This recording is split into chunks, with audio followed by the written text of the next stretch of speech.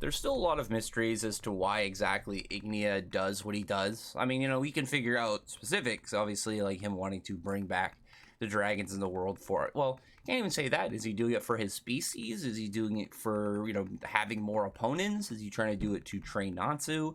What exactly his end result of what it could be, which, I'll talk about in this video, but there's there's a running theme, obviously, like when it comes to the verse, as characters being a product of the guild that they're in, but also the whole ties as to what made the guild and what led the person who founded the guild into finding and creating their own guild.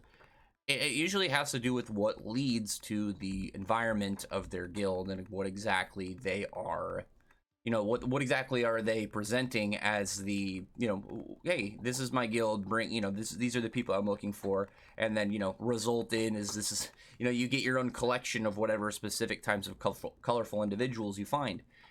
You can look at, say, like how Phantom Lord was founded on revenge for the Fairy Tale Guild. You can go over to, Hades creating Grimoire Hearts to pursue his goal into getting to the Grand Magic World.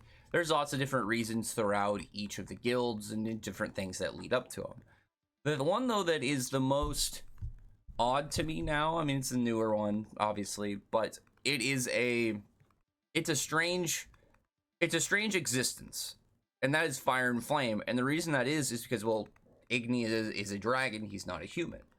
And maybe it's because he didn't grow up in the flourished culture of the dragons, but he acts like a human at specific times. Like he has that dragon kind of a presence to him. Like clearly he's some form of unknown boss character. If you just met him, he's got the confidence for it.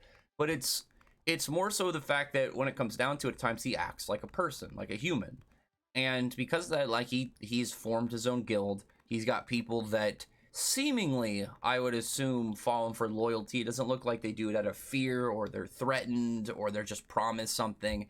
It seems like all of the Fire and Flames members have a level of loyalty to Ignia.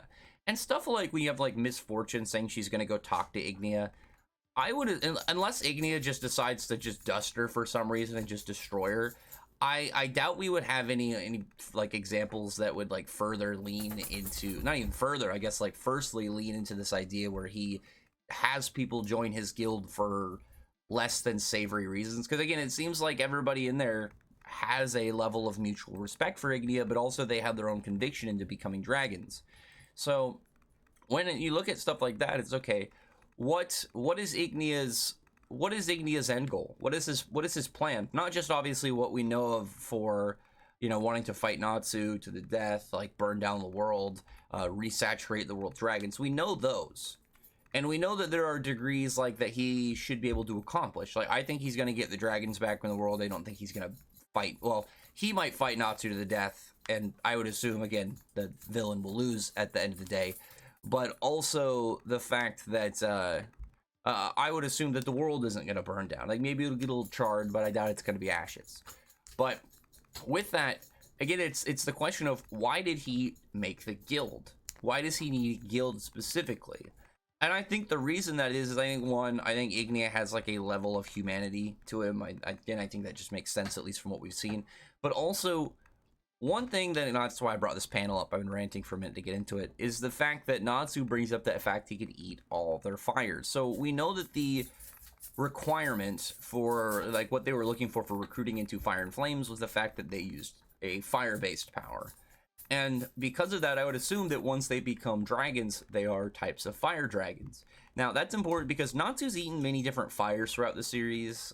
Best example is Zenkro's fire, because he also did get to wield it temporarily. Same thing with Eclipse Loki's fire, the Eclipse Leo Black Flame, or like, I'm trying to remember exact naming of it. I think it's just like Black Regulus Flame or whatever. But being able to wield that for a brief period of time after eating it. But he didn't keep it. We know from the Alderaan fight, once Natsu goes out of Dragon Force, all the flames of different dragons that he's eaten seems to all flourish and mix all at the same time. And to what degree Natsu like gains from eating and gaining a new attribute, or I guess aspect of a fire dragon, I would assume maybe in Dragon Force it just makes him ultimately more powerful by whoever knows how much amount. But if, say, that Ignia made his guild to create all these fire dragons to forcefully buff up Natsu, because we know that Bestia's whole thing for Misfortune is that she's, you know, her fire is special, and I guess it will awaken Natsu's dormant power. Excuse me, I'm doing stuff here. Hold on a second. So I think it would make complete sense that if Ignia was like, okay, well, I'm just gonna forcefully, you know, set up Natsu to get like 4 or 5 power boosts right here, but also, you know, I assume that he's not going to, like I said, get this whole full scale burn everything, you know, on the world to ashes plan. But I think him getting dragons back into the world makes a fully believable goal for him to achieve. And on top of that, I think it would really align up into his main goal, because if he has all these dragons in the world, Natsu's going to get way more experience fighting other dragons, getting stronger baseline from fighting and beating dragons. So if we can get, you know, some form of nod towards that in the next couple chapters, I'd be pretty hyped. But also the fact that I think that once we get into more of the specific character chapters, because we haven't really had a lot of them for Fire and Flames for the most part. We had a little bit with Raj, we had a little bit with Brian, but you can't count the Signara sisters from the Gold Owl, because at the time they were controlled by Viernes. So if we could get that, hopefully in the next couple chapters, we'll probably start seeing what exactly led them to join Ignia, and what exactly, you know, resulted in them having, you know, such strong loyalty towards Ignia. So at the end of the day, I personally think that Ignia's whole setup is for, you know, his whole way of powering Natsu up, getting him stronger forcefully, and getting him ready for their fight. Because it only makes sense to me that he would be aware to a degree of like what Natsu's powers are, what he can do, and what exactly he's going to be bringing to the table, that he can say, okay, well, if I, you know, go about this thing, then it's going to make the fight even better. It's like he knows now that Natsu's emotions tie directly to his heat and potency of his fire. So he's got, you know, one automatic boost, but what about these other ones that he can use to just kind of like forcefully make Natsu stronger, just by having these other fire dragons that he needs to, you know, just battle, eat their fire, and then it just all mixes up well within his, you know, his fiery dragon core. So I wonder if maybe that'd be a thing like, excuse me, sir. Yeah, exactly. You can join Fire and Flame later. You could have something like that where it's like maybe they'll accelerate Natsu's dragon seed, and like that'll come back with full force after eating so many different types of fire dragons. But I don't know. I would love to find out just in depth for the sake of like character of obviously for Ignia, but also it holds a lot of potential for finding out what exactly the future holds for us, what his plans are, and where he's going to, you know, pull out the crazy, whatever his crazy like out of left field moves are, because right now he's distracted going to find out whatever it was that that he sensed nearby, and Natsu's doing stuff with you know, the whole Fire and Flame squad with his I wish we had an official name instead of just Team Natsu, but you know, the main cast squad fighting against these guys. But anyway, I would love to hear what your guys' opinion on this are. Do you think this is just a, oh yeah, you know, I'm just reading too far into it? Do you think this just makes complete sense?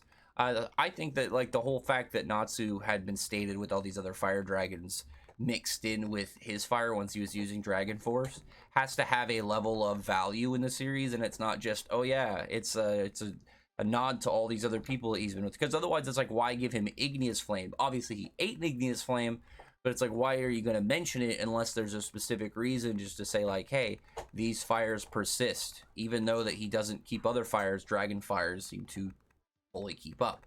So any of the people here, if Natsu just eats their fire, he should be gaining, I would assume at least in Dragon Force, a permanent bump up in strength. To what degree, who knows, but I would still assume, as I think it just makes sense if you're getting a permanent addition, that there is a, you know, increase in some way, shape, or form, just to an unknown degree.